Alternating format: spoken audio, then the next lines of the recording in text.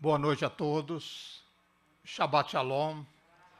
Estamos aqui para mais uma porção da Torá, mais uma porção da Bíblia, chamada Parashá Vaelech, que quer dizer e ele vai. Está no livro de Deuteronômio, no capítulo 21, do versículo 1 ao 30. E temos também a parte dos profetas, que é Oséias, e a parte do Novo Testamento, que é João. E como nós sempre começamos, né, vamos ler o Salmo 65.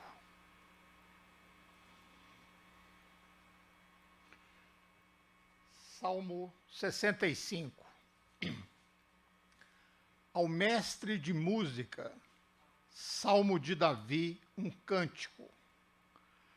A ti, ó Deus, é dedicado todo o louvor. Em Sião, mesmo quando íntimos e silenciosos, cumprem-se os votos diante de ti. A ti, que acolhes as orações, virão todos os seres humanos. Quando nossos pecados pesavam sobre nossos ombros, tu mesmo fizeste propiciação. Bem-aventurados são todos aqueles que escolhes e trazes a ti para viverem da tua casa, do teu santo templo. Bem-aventurados são todos aqueles que escolhes e trazes a ti para viverem da tua casa, do teu santo templo. Tu nos respondes com tremendos feitos de justiça, ó Deus, nosso Salvador, que sustentas a terra até seus confins e os mares até os mais longínquos e profundos. Tu que formaste as montanhas pela tua força criativa por meio do teu infinito poder. Tu que acalmas o rugido dos oceanos, o bramido das ondas dos mares e o tumulto dos povos das nações. Temor por teus portentosos feitos despertas nos habitantes das terras longínquas, e júbilo trazes aos habitantes dos países do Oriente e do Ocidente. Cuidaste da terra e a irrigaste, enriquecendo-a com cursos de água por ti abastecidos. Provê os grãos para alimento do ser humano, pois para isso a terra preparaste. Regas seus sulcos, fazes por seus canais correr água. Com as gotas da chuva, a fazes germinar, a sua flora abençoam. Com tua bondade, a cobres por todo o ano, e a abundância extravasa de tuas veredas. Pastagens brotam nos desertos e de júbilo se cingem as colinas. As campinas se revestem de rebanhos. Os vales se vestem de trigais viçosos e ecoam vozes uníssonas em jubilosos cânticos de louvor a ti. Amém. Fazer um pequeno resumo, né, dessa porção, que essa Parashá, ela se inicia com Moisés caminhando pelo acampamento do seu povo, o povo israelita, no último dia da sua vida. E ele vai ali para se despedir do povo. Em seguida, Moisés ensina a eles o mandamento chamado em hebraico Hahel, que é a reunião de toda a nação, que ela deve estar ali a cada 7 anos para ouvir o rei ler algumas passagens da Torá. Deus dirige-se a Moisés e Yehoshua, que ali naquele momento está recebendo o manto da liderança, e eles estão na tenda da glória, e é ordenado a eles a copiar a Torá e continuar ensinando ao povo. E a porção conclui com a preocupação de Moisés de que o povo possa se desviar da palavra de Deus após a sua morte, e isso acarretaria punições a eles. Iniciando com Deuteronômio 31, 2, e disse-lhe: sou hoje da idade de 120 anos, já não posso sair e entrar. E o Eterno me disse: não passarás o Jordão. Moisés manifesta a sua tristeza por não poder cruzar o Jordão. A jornada dele terminou e o momento da sua morte se aproximava. Por isso, primeiro ele se despede do povo. Isso está no capítulo 31, do versículo 1 ao 6. Depois, ele apresenta ao povo o novo sucessor, Josué, que está nos versículos 7 e 8. E, finalmente, ele ordena que eles façam essa leitura pública a cada 7 anos, ou a cada ano sabático, que está no versículo de 9 até o 13. Deuteronômio 31, 3, a primeira parte diz o seguinte: o Eterno, teu Elohim, passa adiante de ti. Ele destruirá estas nações de diante de ti, e tu as possuirás. Segundo os descobrimentos arqueológicos feitos em Jericó, que data dos anos 1400 antes da era cristã, havia pragas na terra de Canaã que fizeram com que a população fosse toda dizimada. E isso aconteceu justamente antes da conquista por parte dos filhos de Israel. E assim nós vemos que o Eterno, o Senhor, ele passou adiante deles, destruindo grande parte da população das 7 nações.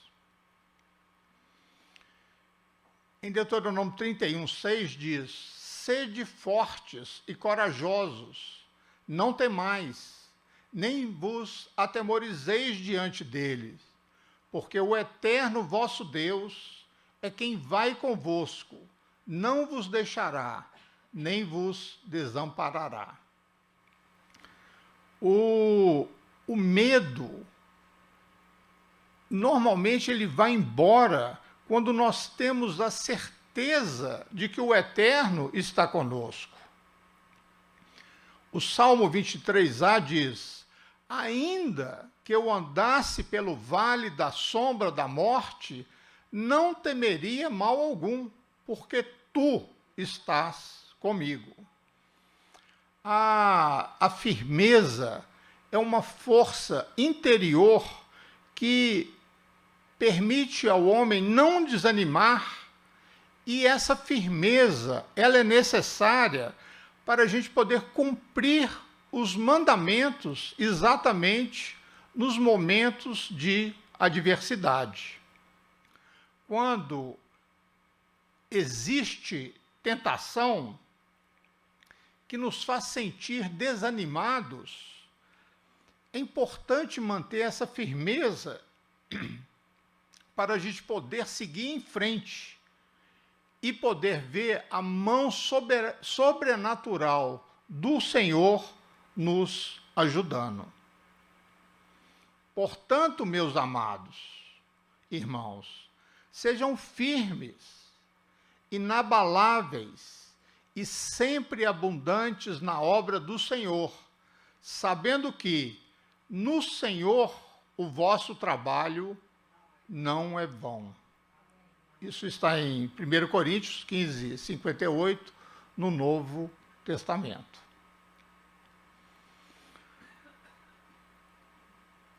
Firmeza, valentia, resistência, perseverança, constância, paciência e fidelidade são ingredientes indispensáveis num líder e num povo que cumpre os mandamentos do Senhor, pois nós vivemos num mundo cheio de oposição. O contrário de ter fé é retroceder. Aquele que retrocede perde a sua alma, como diz lá em Lucas 9:62. Mas Yeshua lhe replicou: ninguém que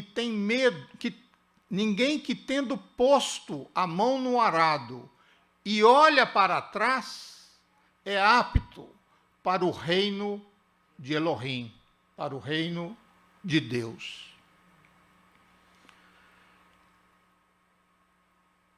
E também no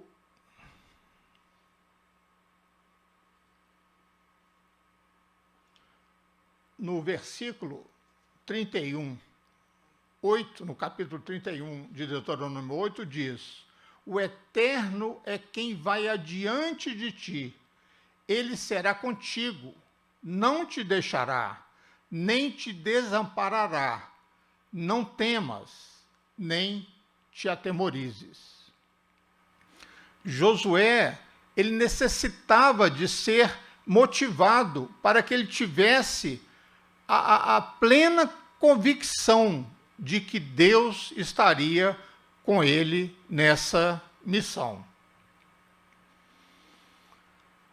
Essa Torá escreveu-a Moisés e a deu aos sacerdotes, filhos de Levi, que levavam a arca da aliança do Eterno e a todos os anciãos de Israel. Um midrash, um comentário do Talmud, conta que Moisés escreveu 13 cópias da Torá, 12, uma para cada tribo, e a 13ª, que foi colocada na Arca da Aliança, para que, caso alguém falsificasse alguma dessas cópias, uma permaneceria intacta. E isso também nos ensina que a Torá, ela foi entregue a todas as tribos, para que ninguém pensasse que somente a tribo de Levi deveria cumprir a Torá. E a Torá, ela não foi dada para ser guardada na arca, mas sim para ser lida por todos nós e aplicada na nossa vida diária. Os sacerdotes são os que têm a maior responsabilidade de guardar e de ensinar a Torá ao povo. Mas os anciões, eles também assumem papéis de conselheiros e transmissores da cultura local, além de assumirem funções judiciais e também alguns rituais. Aqueles que mantiveram a Torá ao longo dos séculos, muitas vezes ensinaram vários preceitos que não se encontram na Torá. Por isso, nós temos a responsabilidade de levar a verdade da Torá a todos.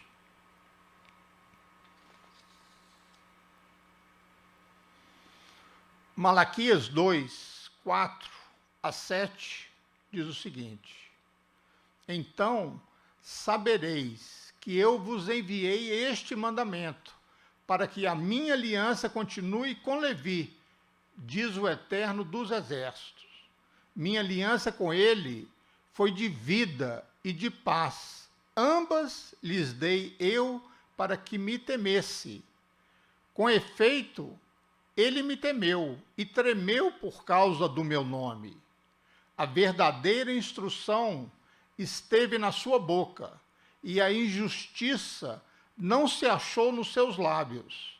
Andou comigo em paz e em retidão, e da iniquidade apartou a muitos, porque os lábios do sacerdote devem guardar o conhecimento, e da sua boca devem os homens procurar a instrução, porque ele é mensageiro do Eterno dos Exércitos.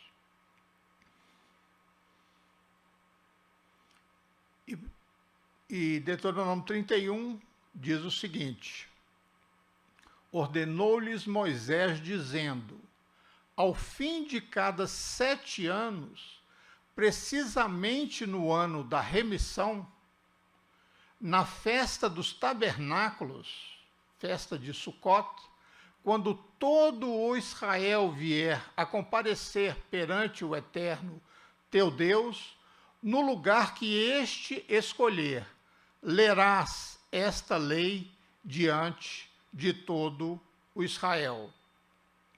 O Talmud diz que não se lia o livro todo, mas sim algumas partes. E ressalta aqui os textos de Deuteronômio 1, de 1 até 6, 9, o capítulo 11, de 13 a 21, e o capítulo 14, do versículo 22 até o capítulo 28, 69. O tema central desses textos fala sobre o compromisso com o Eterno para cumprir os seus mandamentos e manter fiel o pacto de aceitar a recompensa e o castigo conforme você agir de acordo com os mandamentos ou contra os mandamentos do Senhor. A festa de Sucot, chamada aqui de tabernáculos, é uma sombra profética do templo do reinado messiânico, o milênio. Nessa época, a Torá sairá de Jerusalém, não apenas para todo Israel, mas também para todas as nações.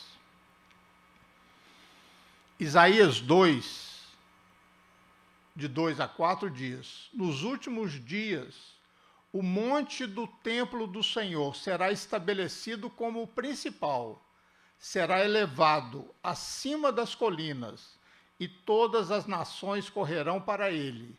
Muitos povos virão exclamando: vinde, subamos ao monte do Senhor, à casa de Deus de Jacó, para que ele nos instrua a respeito dos seus caminhos, e assim andemos nas suas veredas. Com efeito, de Sião sairá a Torá, a lei, e de Jerusalém virá a palavra do Eterno. Ele julgará entre as nações e solverá as contendas de muitos povos, e estes converterão suas espadas em lâminas de arado, e as suas lanças em foices. Uma nação não mais levantará sua espada contra outra nação, nem será necessário que se preparem para batalhas. Estes ensinamentos da Torá serão dados aos líderes de todas as nações na festa de Sucot, festa tabernáculos, quando serão convocados todos a estarem em Jerusalém, ano após ano, como diz Zacarias. Todos os que restarem de todas as nações que vieram contra Jerusalém subirão de ano em ano para adorar o Rei, o Eterno dos Exércitos, e para celebrar a festa dos tabernáculos. Se alguma das famílias da terra não subir a Jerusalém para adorar o Rei, o Eterno dos Exércitos, não virá sobre ele a chuva. Aqui, essa chuva, ela se refere tanto à chuva física, mas também de uma forma alegórica. A chuva, ela também simboliza a Torá, como está escrito lá em Deuteronômio 32, 2. Durante essa festa dos tabernáculos, a festa de Sucot, o Messias fará um seminário da Torá para todo o Israel e para também todos os governantes gentios.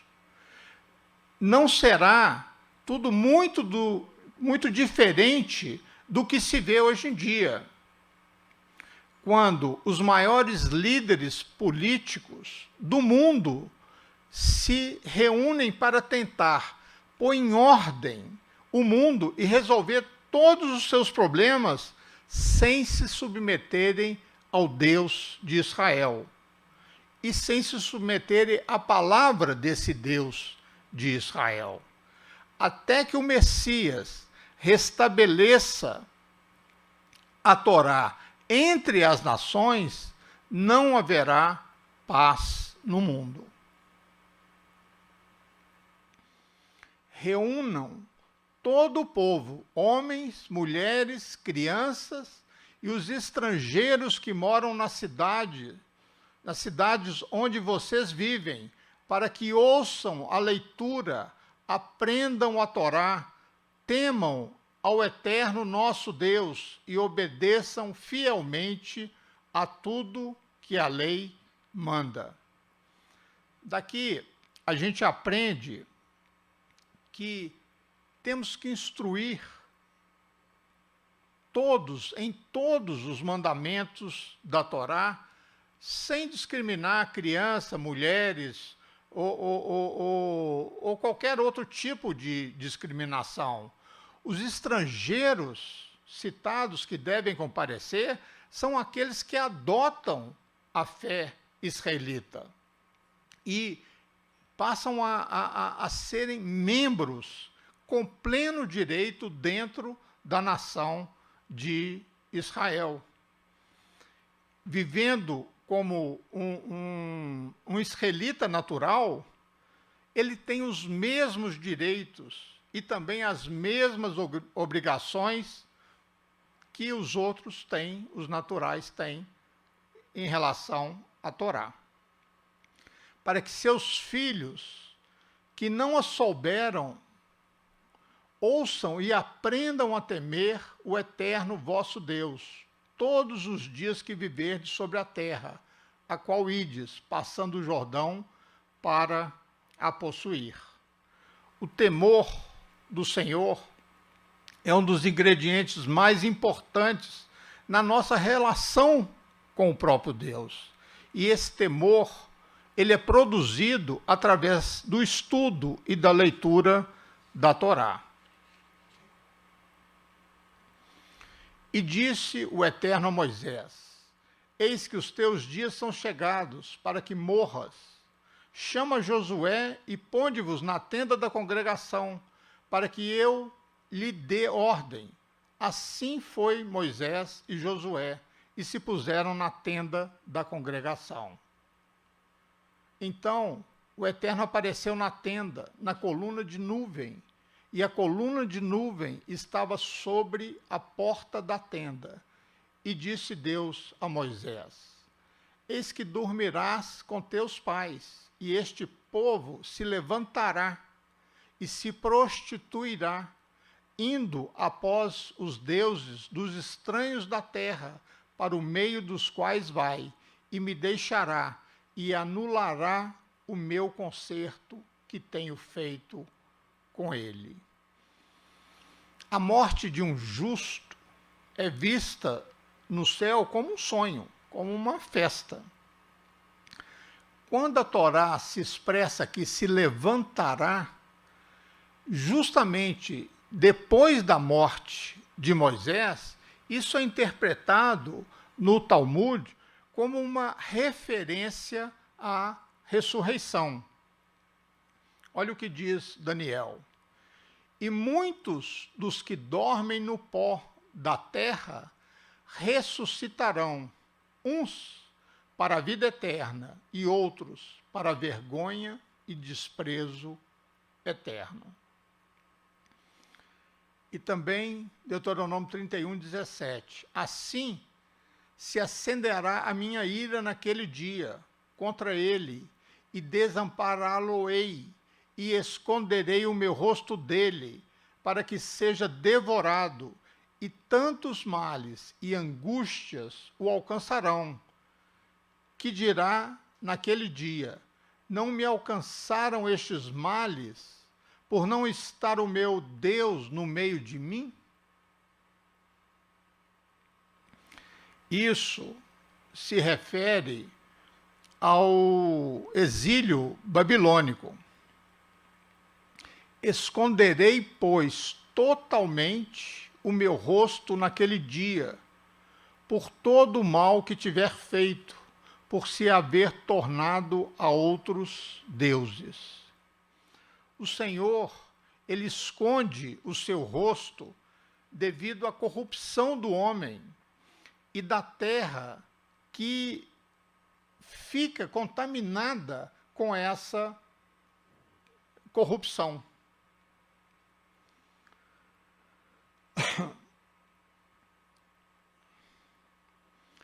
Agora, pois, escrevei-vos este canto e ensinai-o aos filhos de Israel.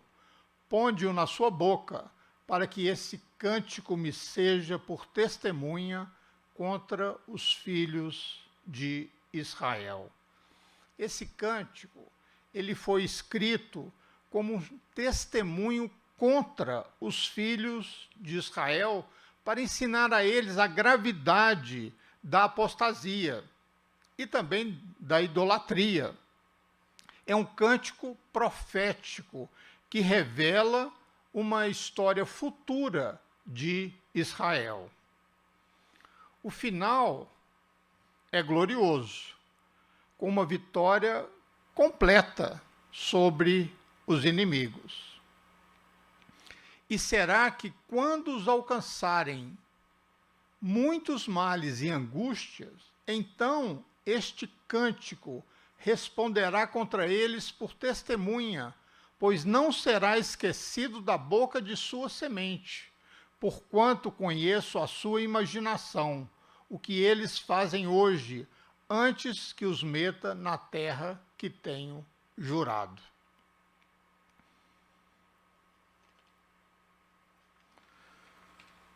Rashi, o rabino Rashi, ele interpreta essa palavra em referência a toda a Torá, e não apenas ao cântico de Moisés. Segundo ele, a Torá, ela não seria completamente esquecida pela descendência de Israel. Logo depois que Moisés terminou de escrever em um livro as palavras dessa Torá, lei, do início ao fim, ele transmitiu essa ordem aos levitas, que transportava a arca da aliança de Deus.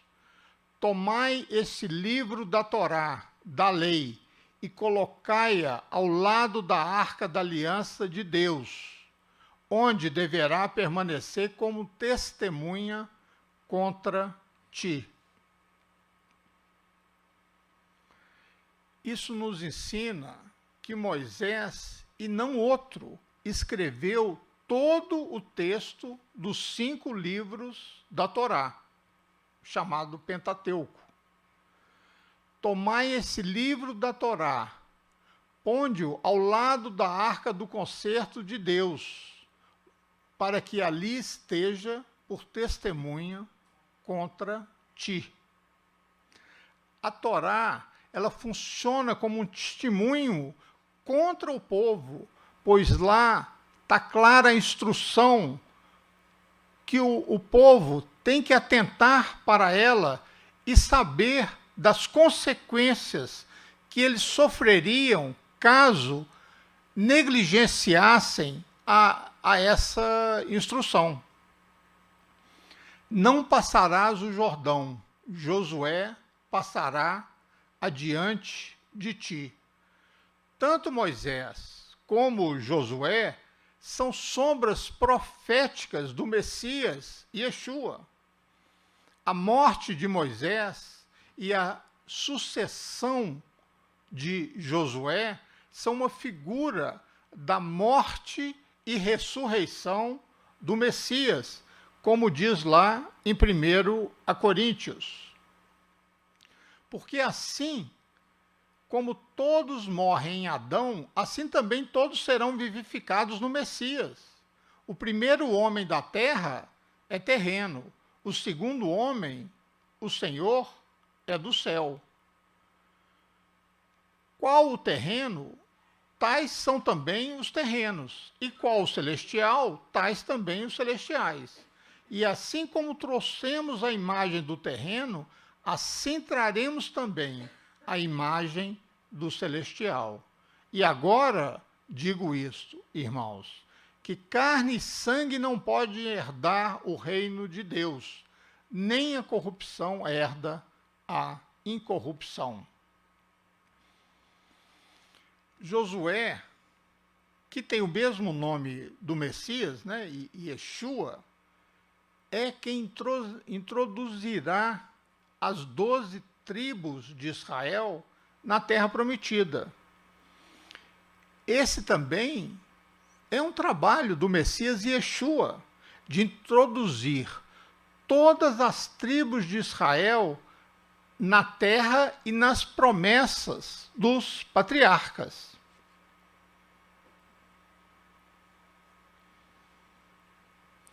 Em seguida, Moisés convocou Josué e ordenou-lhe: sê forte e destemido, pois tu adentrarás com todo esse povo na terra que o Eterno jurou a teus antepassados, que vos daria, e tu os farás herdá-la de fato.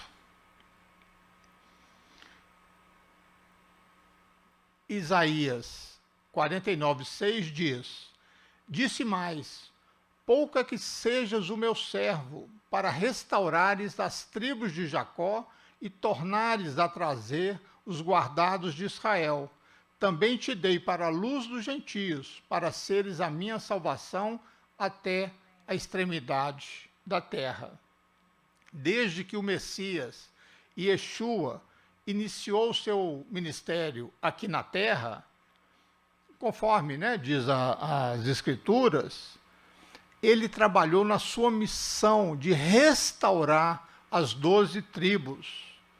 Muitos daqueles que nasceram de novo, entre os gentios, são descendentes físicos das tribos perdidas de Israel.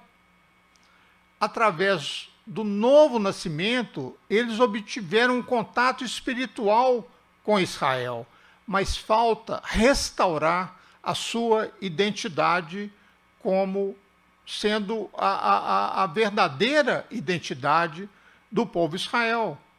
E essa restauração, ela tem acontecido muito de uns tempos para cá. Temos notícia de vários países restaurando aquilo que havia perdido. Mas quando Yeshua regressar, quando ele voltar, ele também vai revelar a cada um a que tribo ele pertence. Porque antes de introduzi-los na terra de Israel, eles têm que passar, são 12 portas para entrar nessa Jerusalém celestial. E cada porta tem o nome de uma tribo, e cada um terá que entrar por sua porta. Logo, as tribos são portas para entrar na cidade celestial, como diz lá em Apocalipse. E me transportou em espírito até uma grande e elevada montanha, e me mostrou a santa cidade, Jerusalém, que descia do céu, da parte de Deus, a qual tem a glória de Deus.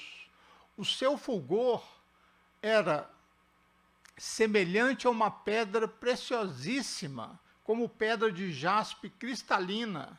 Tinha grande e alta muralha, 12 portas, e junto às portas, 12 anjos, e sobre elas nomes inscritos, que são os nomes das 12 tribos dos filhos de Israel. 3 portas estavam a leste, 3 ao norte, 3 ao sul e 3 a oeste. E a única forma de entrar a essa cidade era passar por uma das portas da tribo de Israel. E isso nos ensina acerca da importância que tem a restauração de Israel pelo Messias. O nosso tema dessa paraxá, dessa porção de hoje, é a Torá como uma canção de Deus.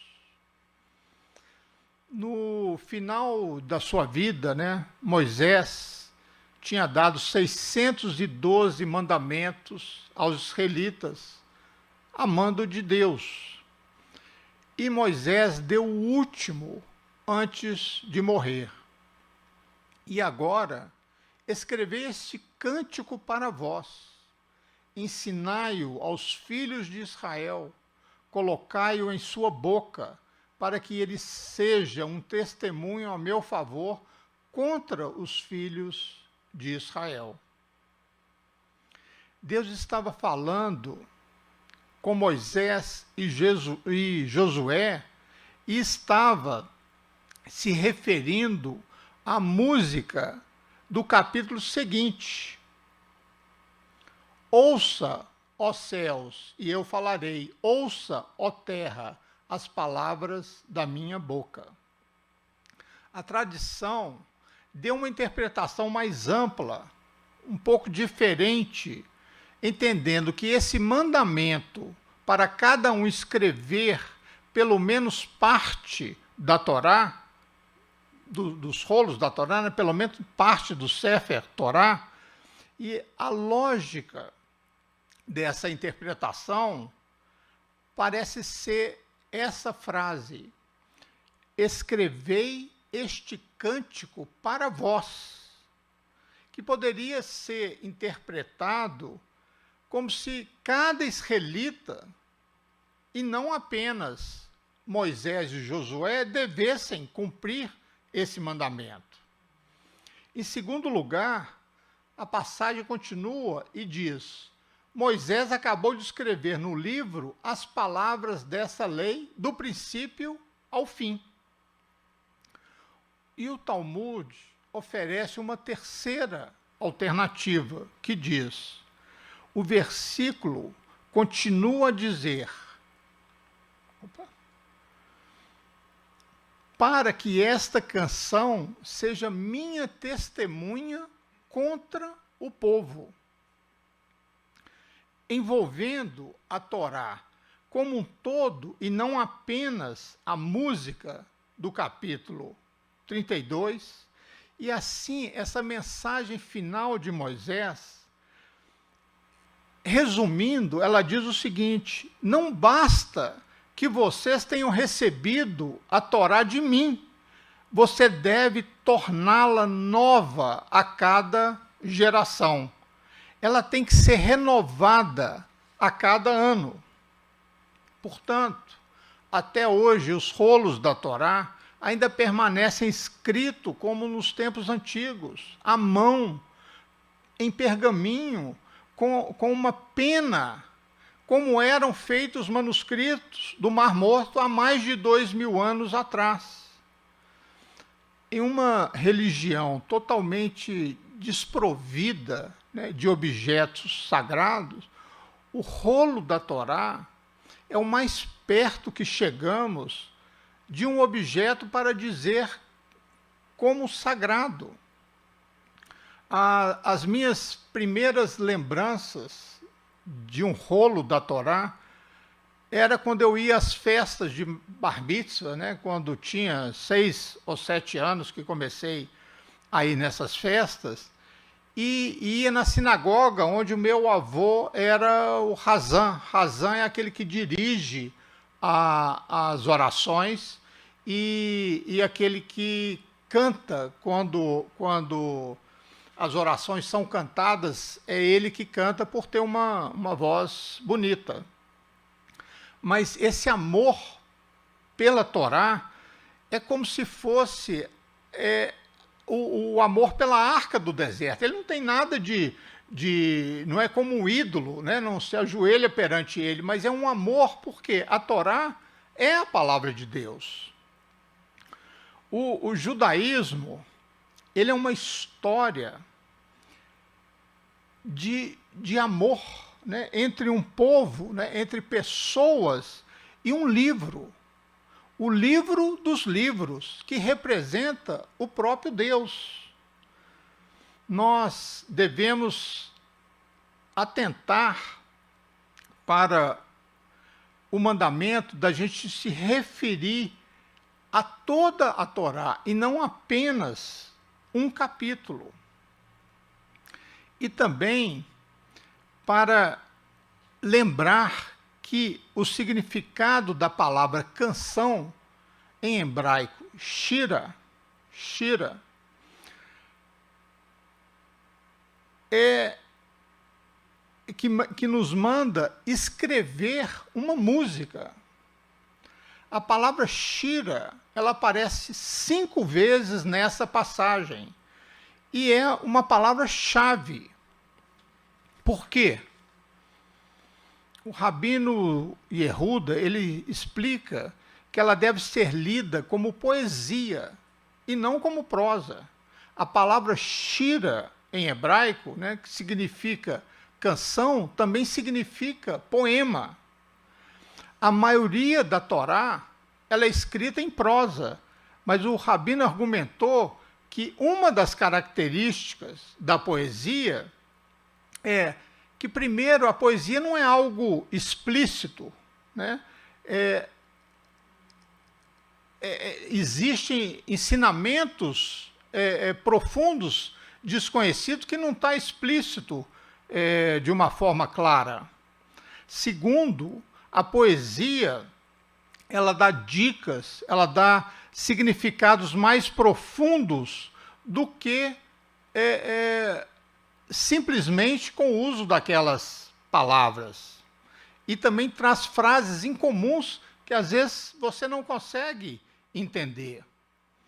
O Rabino Epstein, ele diz que uma das razões pela qual a Torá é chamada de uma canção é porque uma canção, ela fica muito mais bonita quando ela é marcada por vozes entrelaçadas em harmonia.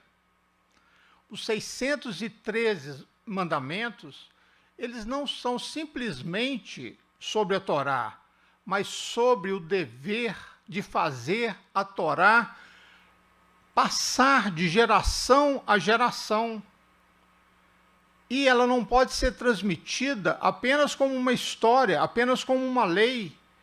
Devemos falar dela afetivamente, emocionalmente.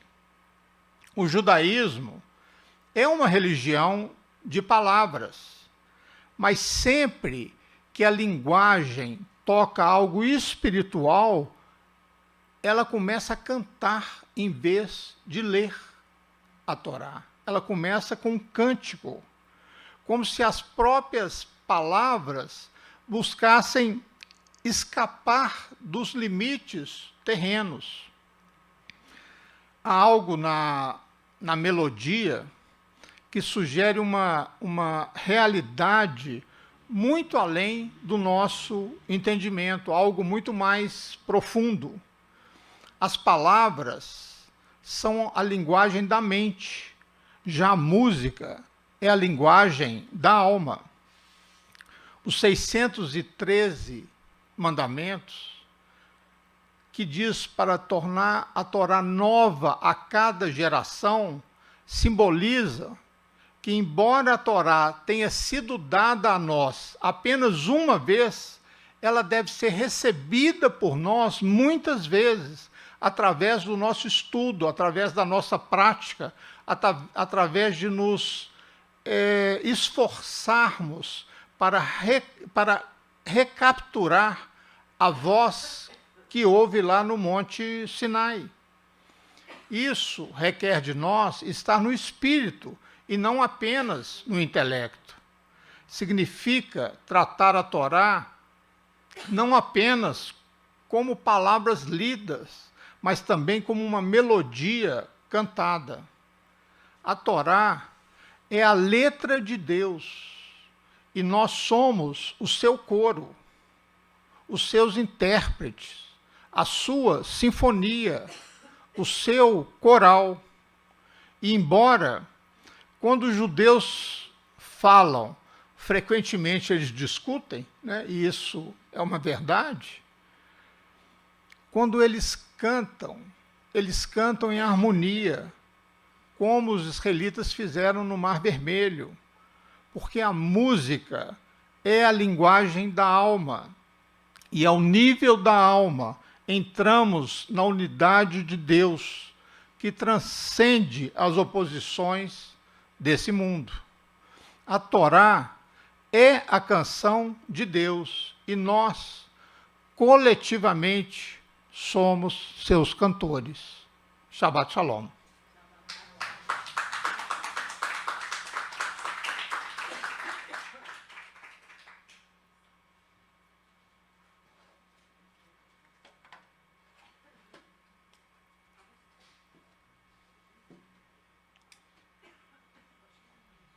Está molhado.